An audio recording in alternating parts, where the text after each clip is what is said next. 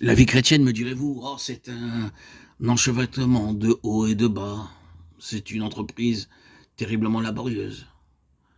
C'est passer son temps à revenir à Dieu pour lui demander pardon, pour retomber le lendemain et une fois de plus se repentir à nouveau.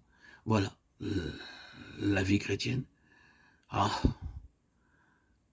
la victoire ne peut que paraître éphémère, effacée. Tel n'est pas le programme de Dieu.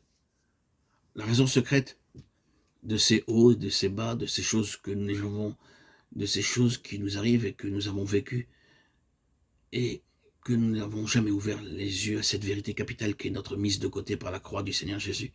C'est nous-mêmes, tels que nous sommes par nature, qui sommes en chemin de notre propre victoire.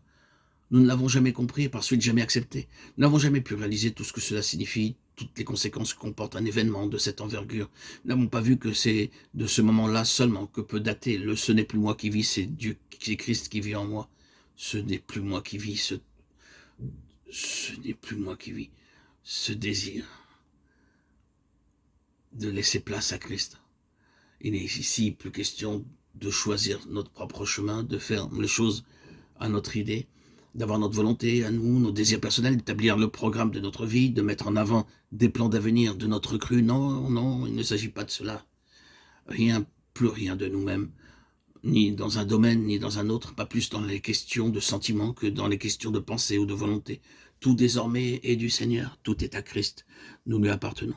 Quand nous en sommes venus accepter cette position, à regarder la crucifixion de Christ comme étant notre crucifixion, sa mise au tombeau comme étant la nôtre, mais sa résurrection aussi comme entraînant notre résurrection, nous recevons alors dans nos cœurs le Saint-Esprit de Christ qui se proposera comme objectif essentiel de gouverner notre vie, d'en diriger le cours et de choisir notre place. Nous saurons alors ce que c'est que de pouvoir dire « ce n'est plus moi ». Si un seul est mort pour tous, tous donc sont morts, et il est mort pour tous, afin que ceux qui vivent ne vivent plus pour eux-mêmes, mais pour celui qui est mort et ressuscité pour eux. Et c'est grâce à la puissance, grâce à l'énergie propre de l'esprit qui habite en nous. Il y a quelque chose d'extrêmement entier, quelque chose qui va tout outre et ne fait pas de quartier à la vie naturelle. Et la croix signifie cela.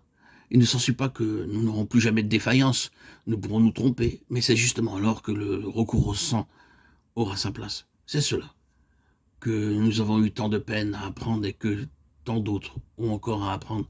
C'est que la croix a un sens et une valeur qui lui sont propres. Ce n'est pas la purification de nos péchés que nous procure la croix, c'est la crucifixion de la chair. Or, et c'est ici qu'on peut toucher du doigt la nécessité de cette œuvre spécifique de la croix. Il est tout à fait possible de donner au sang une place de premier plan dans notre vocabulaire, d'avoir constamment sur nos lèvres la phraséologie qui s'y rapporte tout en ayant de la croix une connaissance très imparfaite. Vous pouvez dire sur le sang toutes sortes de choses très justes sans que votre chair cesse de faire montre d'elle-même de la façon la plus déplacée. Il vous manque une expérience de la croix. Notre vieil homme a été crucifié avec Christ. Comprenez-vous la distinction qu'il faut faire? À quoi cela nous sert-il d'opposer le sang à l'ennemi si notre chair n'a pas été à la croix? Si vous n'êtes pas passé par cette intense réalisation de la croix qui marque la fin de l'homme naturel, Satan alors reviendra par la porte de derrière, et malgré toutes vos belles phrases sur le sang, vous serez battus sur tous les points.